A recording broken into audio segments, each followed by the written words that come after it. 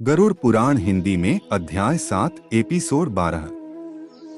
यमराज की राजधानी का वर्णन 44 योजन बहुभिति शहर से दूर यमराज की दो महान नगरी पड़ती है। सभी आत्माएं धर्म दरवाजे पर खड़े पहरेदार को दो अपनी आगमन सूचना देती हैं। चित्रगुप्त अपने चमचमाते आसन पर विराजमान ऊन होते हैं।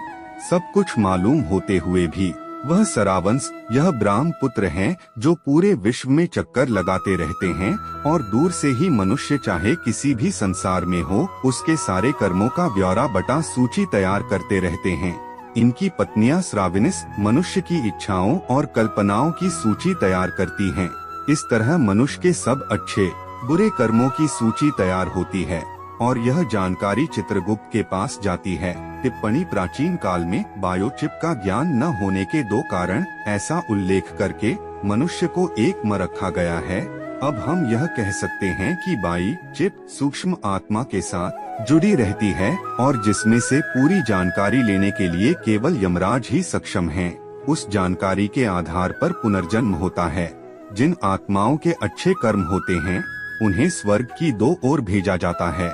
चित्रगुप्त द्वारा सूचित की हुई पाप आत्माओं को यमराज अपना भयानक रूप बहुत बड़े भींसे पर विराजमान 32 हाथों में जो कि 3-3 जोजन लंबे हैं उनमें हवहियार धारण किए हुए और कुओं की भांति लाल आँखें एक लंबा नाक दर्शाते हुए अपने दूतों को उन्हें नर्क में ले जाने को कहते हैं।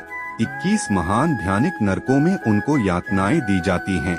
इस तरह अनेक यातनाएं सहन कर मनुष्य शुद्ध आत्मा के साथ फिर दूसरा जन्म लेता है। दो इस नगरी के बीचों बीच यमराज का चमचमाता भव्य भवन स्थित है। यह 200 योजन लंबा और 50 योजन ऊंचा है। इसके अंदर अलौकिक सभा कक्ष है। वहाँ पर उपस्थित सभी अपनी ही रोशनी से जगमगाते हैं। इस भवन में पहुँचने के लिए 4 आर हैं। 2 भव्य आसन के ऊपर छत्र के नीचे एक बड़े ताज से सुशोभित यमराज विराजमान होते हैं। 2 उनकी हाजिरी में हाथ में फंदा लिए मृत्यु चित्रगुप्त कर्मों का प्रसंग करने के लिए तथा अनेक कर्मचारी आज्ञा का पालन करने के लिए उपस्थित रहते हैं। पाप कर्मी जो दक्षिण द्वार से जाते हैं वह इस भवन को नहीं देख सकते।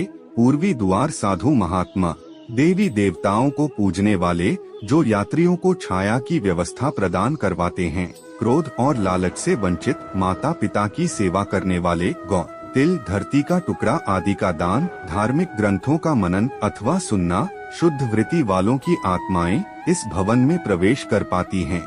उत्तर द्वार 2 पीले संदल के वृक्षों से महकता हुआ यह रास्ता वेदों के ज्ञाता मेहमानों का आदर सत्कार देवी दुर्गा को पूजने वाले शुभ कार्य करते हुए गति प्राप्त करना बनारस में मृत्यु योग विद्या ग्रहण करते गति पाना दुर्घटना वश पवित्र जल में डूब जाना दान पुण्य करने वाले इस रास्ते से सभा भवन में प्रवेश करते हैं।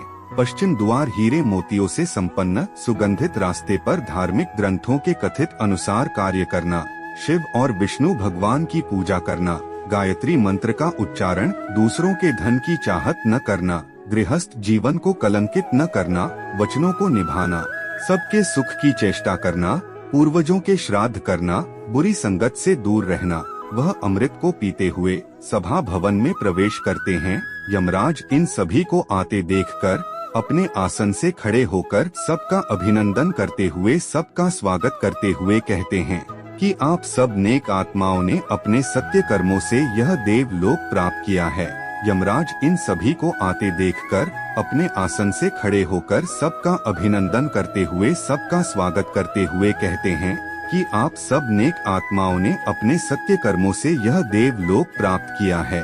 जिनको दुर्लभ मिलने वाला मनुष्य शरीर मिला फिर भी सत्य कर्म नहीं किए वह नर्क की भयानक आग में जलते रहेंगे।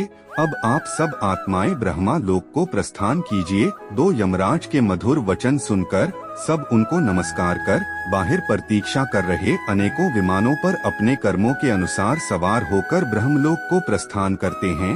2 वहाँ कुछ युग बिताने के बाद स्वर्ग के भोग भोगते हुए फिर से अच्छे परिवारों में जन्म लेते हैं। धन संपत्ति से युक्त धार्मिक ग्रंथों के ज्ञाता लोक कल्याण करते हुए अपने सत्य कर्मों के आधार पर अलौकिक सभा भवन में प्रवेश करते हैं।